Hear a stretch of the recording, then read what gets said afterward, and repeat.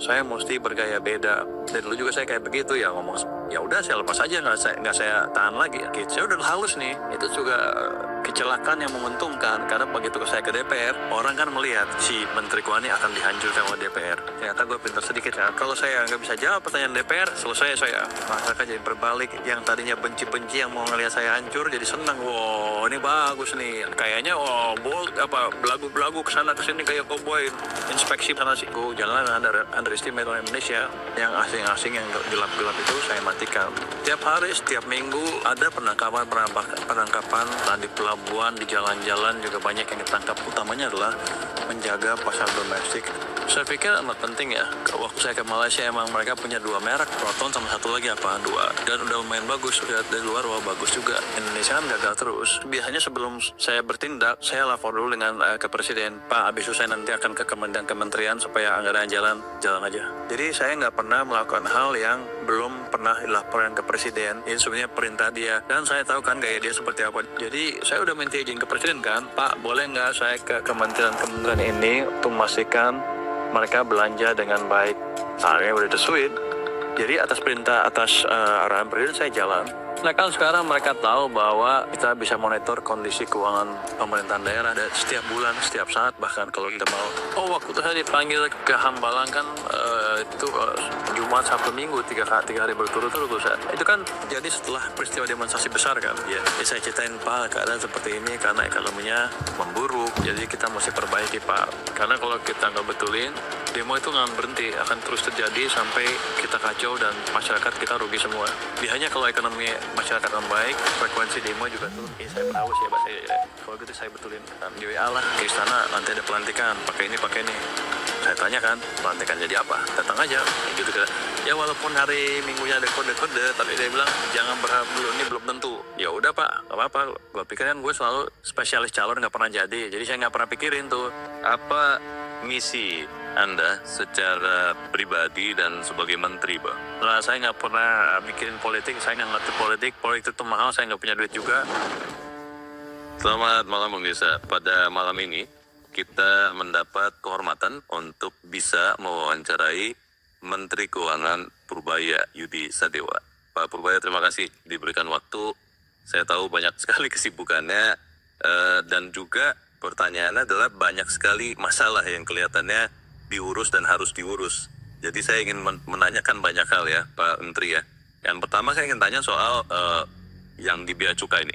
Pak Menteri sudah ke beberapa tempat, ada di Tanjung Priok, ada ekspor fiktif yang ditemukan, kemudian juga ada di beberapa tempat soal misinvoicing itu, Pak Purbaya, over invoicing. Strategi persisnya Pak untuk mengembalikan pendapatan negara yang hilang itu seperti apa Pak? Pertama-tama saya ucapkan terima kasih sudah mengundang saya dalam acara ini. Mudah-mudahan saya bisa menjawab apa rasa penasaran Anda tentang isi kepala saya mau ngapain ke depan gitu kira-kira. Jadi bea cukai bukan bea cukai yang kita kerjakan, sebetulnya bukan bea cukai per se saja ya. Karena sebetulnya kita mau lindungin pasar domestik kita. Kan saya selalu bilang bahwa domestik demand kita besar, 90% dari perekonomian kita. Kalau itu 90% besar tapi dikuasain asing, saya kasih stimulus juga saya rugi. Yang untung asing yang menguasai pasar kita. Jadi saya jaga supaya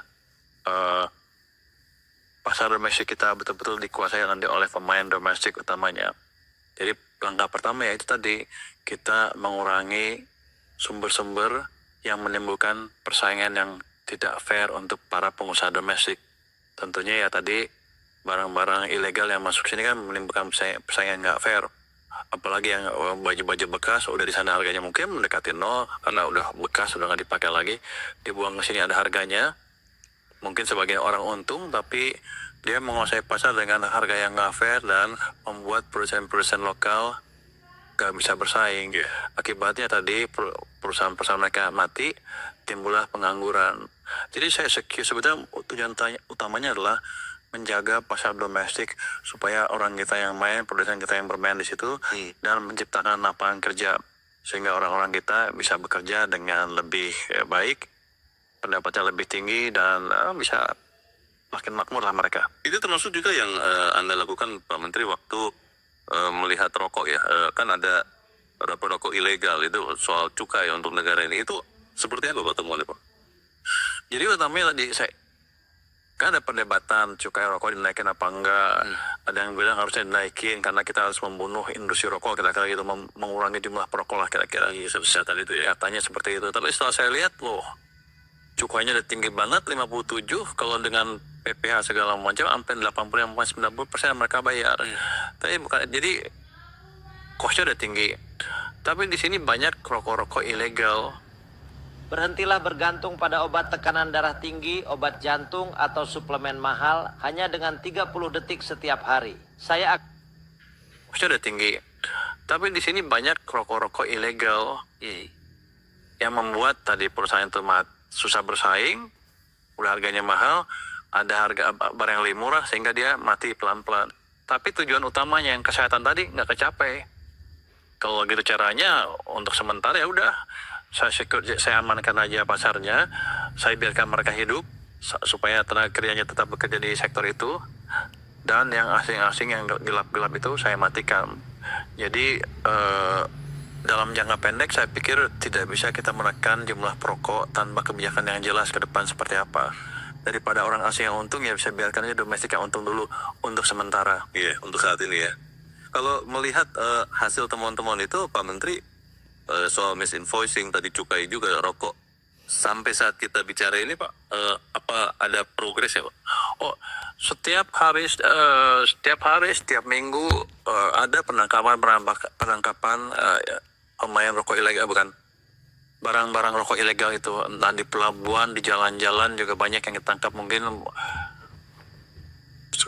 ada tadi laporan berapa juta batang, 2 juta batang, 3 juta batang, itu terus-terusan, jadi kita nggak berhenti. Saya harapkan dan kita nggak akan berhenti terus ke depan sampai betul-betul bersih dari pemain-pemain itu. Mungkin sebagian pemain masih bersembunyi atau ada yang berkolusi dengan pejabat-pejabat di Kementerian Keuangan, tapi saya monitor terus dan saya periksa terus siapa yang terlibat. Yang jelas itu nggak akan berhenti, dan nanti kalau yang terlibat pasti akan kena sanksi. Di pelabuhan juga sama, kita suka dengarkan under invoicing.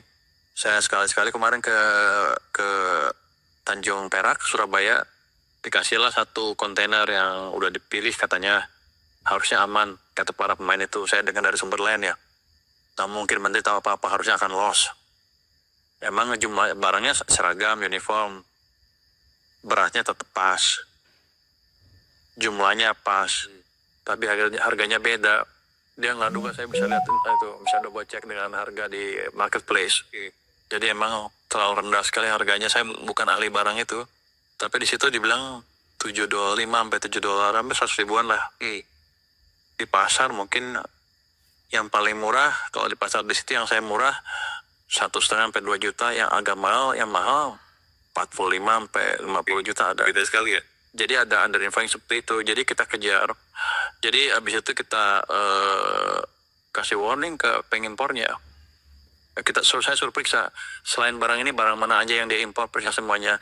Nanti kita track ke belakang seperti apa, dan saya kasih warning ke mereka ke depan jangan coba-coba lagi. Kalau coba-coba lagi kita tutup, kita freeze, udah kita merahkan lah semua impor dari perusahaan tersebut.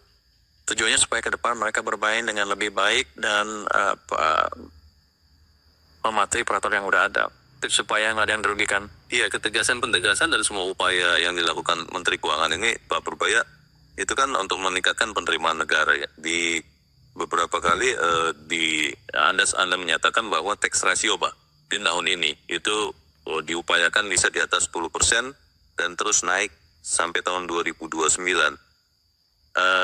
Strateginya itu bagaimana? Jadi tadi bukan hanya untuk menaikkan tax ratio, yang saya kerjakan adalah utamanya mengamankan pasar domestik untuk pemain domestik ya, supaya private sector kita bisa tumbuh.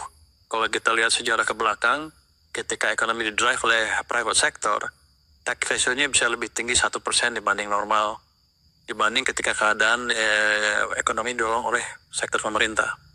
Jadi kalau saya hidupkan di sektor swasta lagi, otomatis tax ratio saya akan naik 0,5 sampai 1% tanpa effort berlebihan. Ceteris paribus kalau kata ekonom.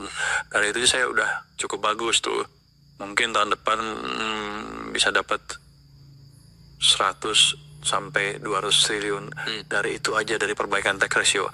Kalau private sector yang tumbuh, jadi strategi saya seperti ngaco nutup enggak. Saya tutup semuanya market supaya domestic player bisa bermain, private sectornya hidup, bunga diturunkan, uang digelontorkan ke sistem, sehingga mereka lebih berkontribusi ke ekonomi dan ke pengumpulan pajak.